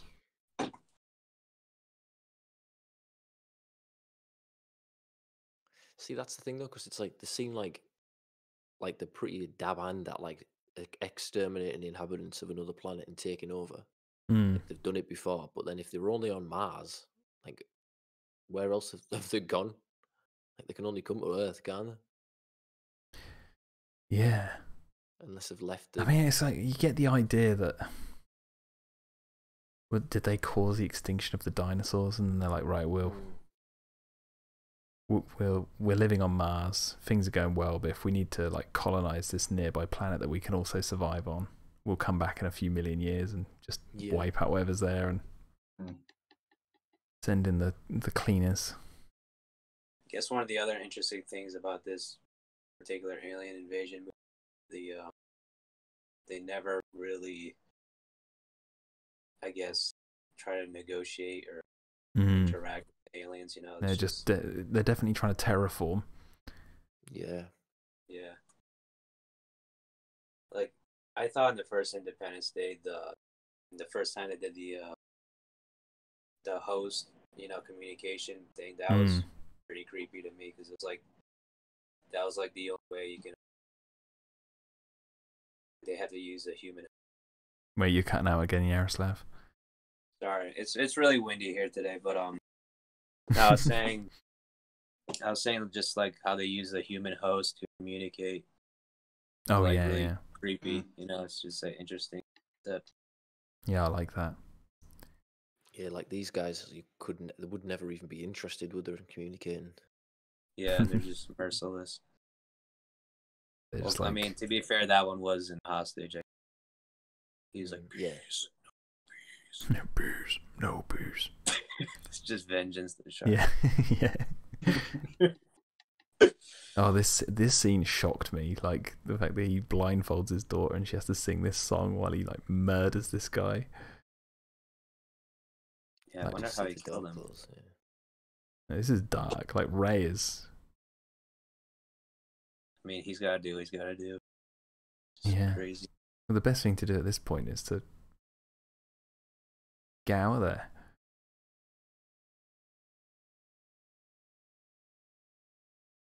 Yeah. They should really just look for a bunker. Just like explosive. Yeah, like it'd be cool. It's cool to think about like where's the president when all this is happening. Be in his bunker, won't he? Unless they took it out first. Yeah, he probably took that out pretty quick. Yeah. Wonder if there's any of those aliens in Antarctica. Well, would the bunker even work, or would the lightning have taken it out? Yeah, that's true. You get locked in there in pitch black. I'm And sure. well, it's any only torchlight. mechanical. Well, no, even the torches wouldn't work. The batteries, everything's fried. But I if you're think deep enough underground, maybe it, Yeah, and there's like Soviet bunkers that are purely mechanical, like there's no electronics. Mm. It's just gears, like clockwork totally almost. analog. Yeah. Because remember Days worth of Godzilla? candles. Remember Godzilla? They had to use like analog atomic bomb or something. Yeah, that's true, yeah. Do like Yeah. that detail. Yeah. Oh, this is so creepy. And they're just asleep, and then he looks around, and there's that bloody probe like just staring at her. It's funny because the probe kind of looks cute. You know, it's not really like menacing looking. Mm. It's like Just a big black eye, isn't it? Yeah, it's just like when it turns on, it's like, which is. I said Tom Cruise doesn't do much action hero stuff. I take that back. He's cutting this thing in half with an axe.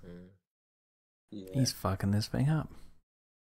I like how the light travels back up every time he hits it. Like pain. Yeah. Sensory. Rachel! Rachel! See, he's Batman. Yeah, I was gonna say. Rachel! I killed the Joker. Yeah. Oh god, this red weed is so disgusting. This is like something out of The Thing. Yeah. Just the pool, It's like the like water. entrails. You can tell that looks like a set though. Yeah. It goes out super. Yeah. The lighting is very official. Still like It's a like- very impressive. Stringy intestines all Mm. draped on everything. There's like you can see like a dead cow or there, Yeah, I it's- think. Yeah, I literally just saw that. Yeah. It's funny because That's- like I'm surprised this film's a 12. Look at this. The whole freaking world's just covered in blood, guts. Yeah, like Jesus, the this skyline is is the like- goriest film ever made. Jesus Christ, look at that! That's a continent of guts. I think Yeah, everyone the says horizon is Brain like Dead's the blood. most goriest film. I think this is. Jesus. It's because I can just say it's just like plants that are red. But really, it's just Can you imagine that? intestines. The smell in the atmosphere must be like harder. Oh, that would be rank. Just smells like shit. Yeah, it's just corpse. Oh, this is. Red. There you go. You got the tentacle bursting through the window like Malcolm and the Raptor. Yeah, that's a good bit right there. It's pretty actiony. Pretty Ethan Hunt-ish. Well, I love the bit when it like walks through the barn and then like he emerges through the smoke chasing it. Oh yeah. That kind of reminds me of a Twister a little. There's another circle that you see him through. Yeah, see the little girl. And the girl, yeah. You get a good sense of scale here when it like goes up to her.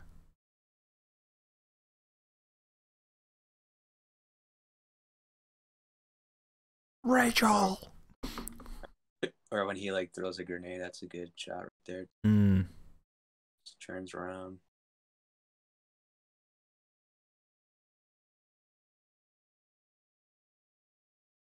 Did it lift the car already? Yeah, he's just literally just stepped through the barn for me, and he's now running after it, Yeah. jumping over that cow. Jeez. The whole ground just flipped. God, I do remember though when I got to this point in the film when he gets taken up. Cause, well, we're not there yet. He's now throwing the grenade, but like those fucking sphincters that are like eating people. Oh, I remember God. cracking up when I saw that. So a lot of the fear was then deflated into laughter. It's like Yeah, it's so Orange ribbed fucking asshole. yeah, It's exactly. gross. It's a bit like the the brain bug, Starship Troopers in the mouth. Mm. It's like Yeah. that casing thing. Well, it's also weird because Yeah. it's like these ships are alive. They've got like this orifice. Like, what is in there? Like, Yeah, It's weird. they do come off as more kind of like biomechanical, don't they, as opposed Yeah. to just being machines. it's like you don't really know what they are. It's really strange. when they start catching the virus or whatever, and They they're get sick. stumbling around, it's Mm. very It must have very some kind of- organic looking. Like the Yeah. ship is sick.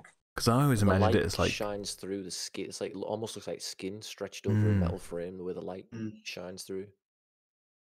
it's that sphincter. For God's sake. Oh god. Yeah, and it's like the that thing from Evolution as well.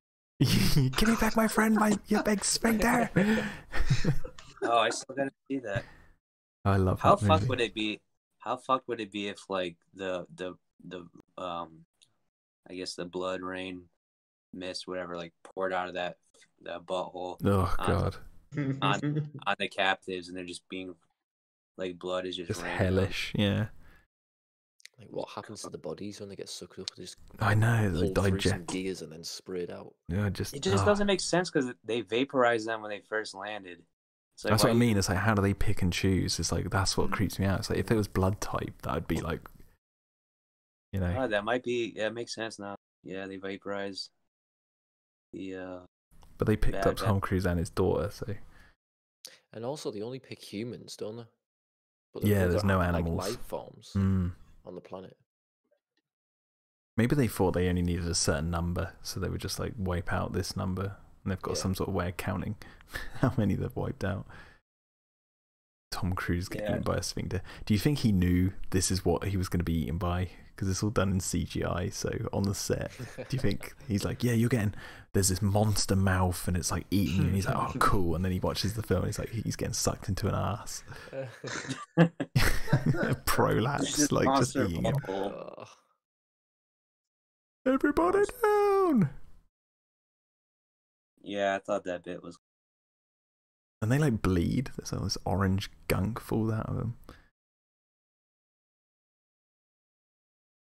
When they land in that tree, that must hurt. Someone gets impaled by a branch. Oh yeah, it must have done. Like spraying tango everywhere. Oh god. Yeah, if this was like, when you've been tangoed. that's what he would say just before the grenades go off, like Die Hard or something. Yeah. You've been tangoed. Yeah. I like how it blows up though. It's this chamber effect. He killed one. So do you think he's like the first human to kill one? Just individually, yeah. God, you would have to smile after doing that and surviving. You'd be like, It's like just, you want just his keep doing daughter to look up at him and be like, the school cut you from the team, and he's like, what? Yes, I'm surprised he didn't have her say something. That would have been too cheesy for this. This film isn't like, this is way more serious than Jurassic Park. Yeah, she's like, Dad, you smell. I don't know. I mean, she could have said something with like a bit almost humorous if they got the right sort of line or wisecrack. But She just goes, wow. yeah, No, I think the look on her face is enough. Like, well, you just did that. that's a Minuteman, isn't it? She's like, Dad, the thorn came out of my finger. Yeah. Whatever. She goes, Daddy, can you take the thorn out now? Yeah. I remember though when I saw this for the first time, I was like, when it cuts to Boston and everything's dying, I was like, oh, they're doing that quick. Okay. I was like, but I kind of like it because it's like you're only seeing it from his perspective. There's no build up. It's like when he notices it, you notice it. Yeah. No shit. Look at the damn birds. I love that whole military bit when he's running. But that's what I don't get, right? They say no shields, look at the birds, but then Tom Cruise was hitting one with an axe. I think it would have been kind of interesting if he goes to hit it with the axe and it bounces off the shield, yeah, because then you see the tentacle go up and the same thing that happens in the film happens. Well, maybe because the tentacle is an interior bone, it doesn't have the like it leaves. Yeah, maybe it leaves the exoshell. I guess There that's must why be, like- that's why they're probing then, isn't it? Because they're leaving the safety of their shield. I love this low angle shot of the one like walking behind the factory, and again, this whole sequence looks like it could have been in Victorian England because you've got a lot of tall chimneys. That's true. It looks like it could be in England. Like big brick factories and the chimneys. Very, very British. industrial revolution in it. Yeah. Yeah, it could be in Birmingham. Yeah. It's the Boston Tea Party. So wait, interesting to think, like, did the force fields repel, like, does it just like energy, like grenade explosions, stuff like that, or like would it's it just walk into a projectiles, isn't it? building? Yes, they stop any kinetic force, so Right. anything like a bullet or a missile, Mm. it'll stop those. But you could effectively walk through the force Yes. field. So it couldn't just sort of buffer a building again away from itself just by brushing up against it. Or maybe. No. I don't know. It's like the force field works nonstop, and as soon as they touch like pavement, they just bounce up. They never hit the ground. It's a doing, doing, doing, doing. Oh, I love this shot of the army men running behind this car, and then you look at this, it just looks like it could be in England. The javelin is the shield. Is that the name of the car? No, the javelin is that's like their term for shooting the rocket. Right, RPG. okay. It's that type of thing, isn't it? Javelin. Yeah. Oh, right, I see, yeah. So they're firing a javelin rocket. Yeah. I used to memorize that line too. I was like yelling at the squadron. Yeah, you just said fire the javelin. Yeah. I thought when they said the javelin is the shield or whatever, it's like I thought they were hiding behind a car. That was... Oh, the car is the shield. Yeah, the javelin. I think someone gets like when the ship goes down, someone gets like They do. killed. I literally just saw that as you said that. Guy just got crushed. Crushed by the car, yeah. Fuck. That's what I always Such found a funny. like. Because he says like he didn't want to put bodies in the airplane, but then like it's just like crowds of people get wiped out by like explosions and stuff. Yeah. Interesting.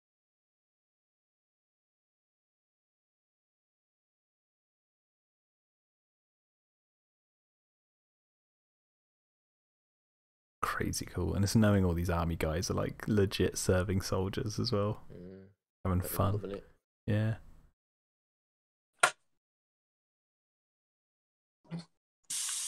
Creepy little alien crawls out at the end.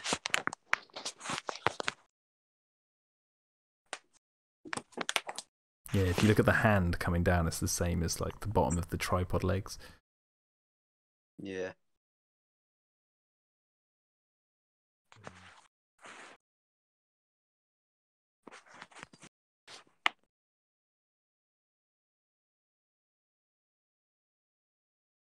It's really creepy out. It just like sort of almost like turns to stone. That's what it looks like when it dies. Yeah. Shrivels up on it.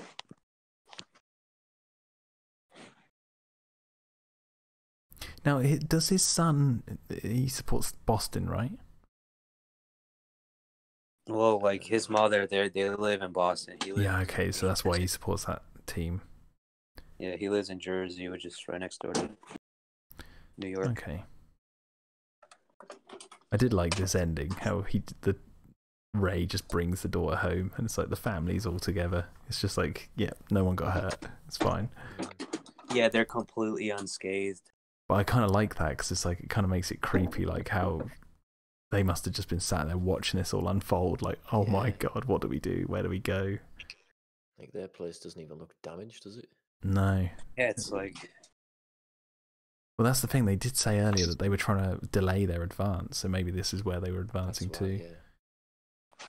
Just the next big city. And there you go. The two old people have appeared, Mike. So lay it on us. There we go. Right. Okay then. So those old people, the grandparents, are Jean Barry and Anne Robson, who played the original couple in the 1953 film. There you go. But another bit of trivia is that Anne Robinson also appeared in the 1983 sequel series as well. There you go. Interesting. That's a cool little homage. Really nice little nod, I have to say. And it was also Barry's final film before he passed away as well. Yeah. Oh, that's fitting. See, now Yeah, I was talking thematically about how like he let go of his self, which is in the sun, but the film ends with him getting back with him. So maybe Ray just goes fuck you and walks off from his family and goes back to his crane, just starts like jimmying about with the boxes. Yeah, the crane is untouched. He just doesn't care. No, he's Yeah. Western. Yeah, I think Spielberg did a really good job. Mm. Like subtle nods and like visual nods Yeah. in that film. It's very clever. We got Morgan Sounds Freeman great. now. Like, they were doomed. They were undone, destroyed. After all of That's man's a weapons virus. and devices had failed, by the tiniest creatures that God in all his wisdom put upon this earth, by the toll of a million deaths, man had The heard. COVID-19 virus. Yeah. Thanks to a wet market in China. Now they're fucking us up. Da, da, da, da, da, da. I think the one thing I didn't like about that movie was like literally the end credits as they come up is just like very like Dun, dun, dun, dun, dun, dun, dun, That's dun, the dun, only dun, thing dun, that I dun. remember people hating about it. Like they just put off the entire film just because they didn't like the ending. Like I just thought it was too like abrupt and like what? It's just like bacteria. it I is. like it. Well, I think people didn't like it because, like, what I was saying, that it's you want to know why the aliens chose to do that. How did they not know that they were about to be infected? But again, it's like maybe they did know. They just didn't care. They were just there to do as much damage as Yeah. possible. Just to almost To weigh up weaken. what they were facing. Weaken Now we the. know all the technologies we've got. Like we've got tanks and jets. And, Yeah, no, Crazy. that was... It's crazy if you think about it. That's the conquistador life. Yeah. It's just how it was. Well, yeah, no, that was great. That was good. yeah. Very, very enjoyable. Yeah. Right, I'm going to Yeah, stop I this just- recording. Yeah, see you later, guys, and we'll catch you next time.